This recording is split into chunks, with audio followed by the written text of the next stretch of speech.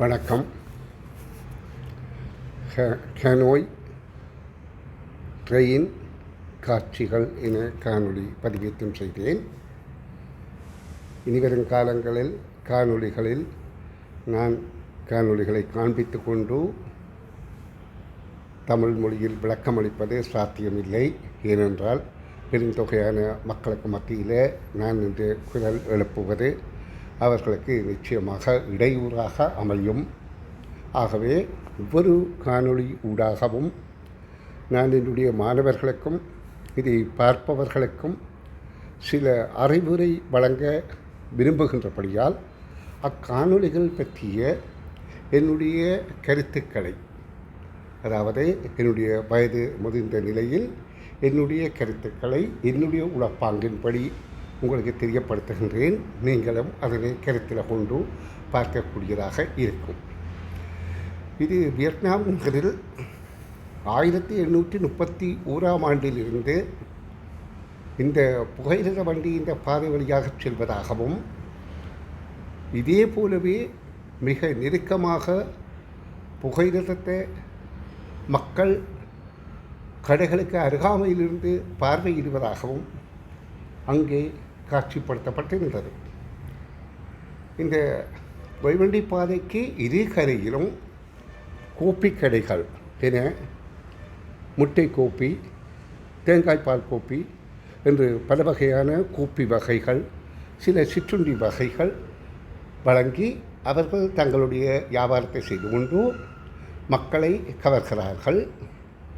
இதில் என்ன உபாயம் என்றால், இந்த புகைவண்டி மிக அருகில் இங்கே பார்க்கின்ற போது ஓரளவு தூரம் போல இருக்கின்றது. நீங்கள் புகைவண்டி நெருங்கி வருகின்ற வேளையில் பார்த்தால் கைக்கட்டிய அளவில் ஒருவர் கையை தன்னுடைய நீட்டுகினாராக இருந்தால் புகைவண்டியால் அந்த கை உடையக்கூடிய சந்தர்ப்பம் இருக்கின்றது. அவ்வளவு தொலைவில் புகைவண்டி வந்து கொண்டிருக்கும்.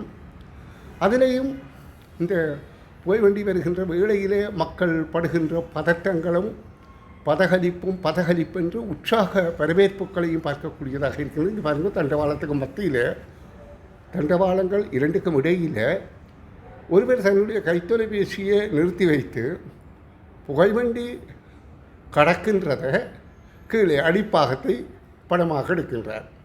அனைவர் கையிலும் பார்த்தால் கேமரா தான், அதாவது கைத்தொலைபேசிகள் தான் கேமராவாக செயற்படுகின்றது. அப்போ அவர்கள் பார்வையிடுவதை மட்டுமல்ல, மற்றவர்களுக்கு அதனை காட்டி களிப்புற விரும்புகிறார்கள் என்பது தெரிகின்றது. ஆயினும் இந்த புகைவண்டி பயணம், இந்த புகைவண்டி செல்கின்ற போது மக்கள் இதனை கண்டுகளிக்கிற காட்சி மிகவும் கிளர்ச்சியாகத்தான் இருக்கின்றது. என்னுடைய கைக்கட்டிய தூரத்தில் புகைவண்டி இருக்கின்றது. நாங்கள் புகையிரத நிலையங்களில் நின்றாக்கூடி புகையிரத மேடையில் நின்று புகைவண்டி வருகின்ற போது எங்களுடைய கால்களே சுயமாக பின்வாங்கிவிடும். நாங்கள் கைக்கட்டிய தூரத்தில் நிற்கவே மாட்டோம். அது எங்களுக்கு தெரியாது. ஆனால் எங்களை கால்கள் பின்வாங்கிவிடும். ஆயினும் இங்கே பின்வாங்க முடியாது. பின்னால் சுவர், அந்த கடைகளின் சுவர்கள் இருக்கின்றது. அப்போ அது இடத்துல நிற்கத்தான் வேணும். அப்போ எங்களுக்கு பார்க்கிற போது இது ஒரு ஆபத்தான வினோதமான செயலாக இருக்கின்றது என்று சொன்னால், இதுவரை காலத்தில் அந்த இடத்தில் ஒரு விபத்தும் இடம்பெறவில்லை என அவர்கள் சொல்கிறார்கள். அதனால்தான் அரசாங்கம் கூடி அதனை தடை செய்யவில்லை. ஏனென்றால் மக்கள் மகிழ்ச்சி அடைவதே, அதாவது டூரிஸ்ட், அவர்கள் நாட்டுக்கு வருகின்ற விருந்தினர்கள், அவர்கள் மகிழ்வதை அந்த அரசாங்கம் விரும்பும். ஏனென்றால் அப்பொழுதுதான் அவர்களுக்கு வருமானம் கிடைக்கும்.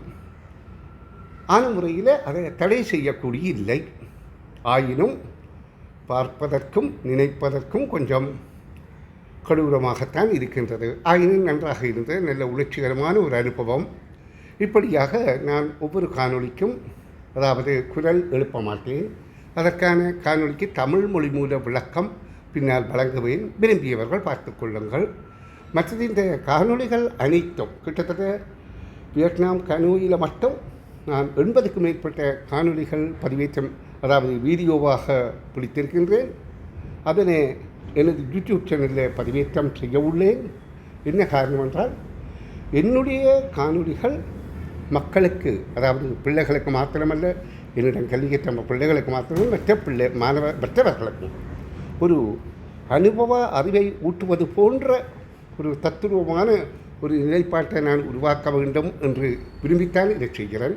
அப்போ விரும்புபவர்கள் கண்டிப்பாக இதை லைக் பண்ணுங்க. ஏனென்றால் நீங்கள் லைக் பண்ணால் மற்றவர்களுக்கும் அது காட்டப்படும். மற்றது நீங்கள் சப்ஸ்கிரைப் பண்ணினால்தான் கூடியளவானவர்கள் பார்ப்பார்கள் என்பது இங்கே கூறப்படுகின்றது. ஆகவே இனி நான் ஒவ்வொரு காணொளிக்கும் தனித்தனியாக என்னுடைய கருத்துக்கள் தனிக்காணொலியாக வெளியிடுவேன். அதனையும் பார்த்து ரசிக்கும்படி அன்போடு கேட்டுக்கொள்கின்றேன். தொடர்ச்சியாக 80க்கும் மேற்பட்ட காணொளிகள் உங்களுக்கு காட்டப்படும் என்பது எல்லாம் வித்தியாசமான ஓரளவு ரசிக்கத்தக்கதாகத்தான் உள்ளன என்பது என்னுடைய கருத்து. நன்றி.